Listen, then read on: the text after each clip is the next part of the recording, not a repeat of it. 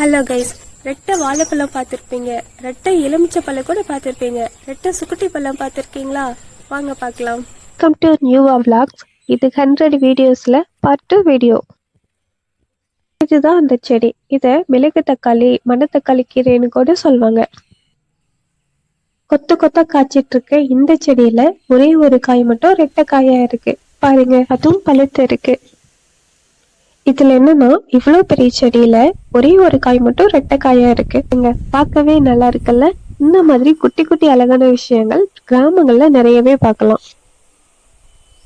So இந்த மாதிரி குட்டி குட்டி அழகான விஷயங்களை பத்தி தெரிஞ்சுக்க மறக்காம சேனலை சப்ஸ்கிரைப் பண்ணுங்க. குட்டி பழத்தை பத்தி சொல்லணும்னா, இந்த செடியில காய்ச்ச ரெட்டை ரோசா. ஓகே, பாயிண்ட்டுக்கு வருவோம். இந்த காய் பச்சையா இருக்கும்போது இதுல கசப்பு தன்மை அதிகமா இருக்கும். அதோட சோலனின் அப்படிங்கிற ஒரு நச்சு பொருள் இருக்கு. இது இயற்கையாவே இருக்கக்கூடியது. இந்த காய் பழமானதுக்கு அப்புறம் இதோட நச்சுத்தன்மை குறைஞ்சிடும். அதோட குறைஞ்ச கசப்பும் அதிக இனிப்பு கொண்ட ஒரு பழமா இது இருக்கும்.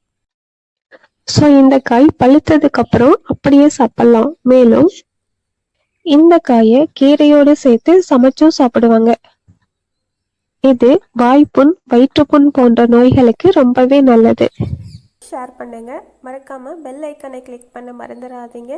தேங்க்யூ.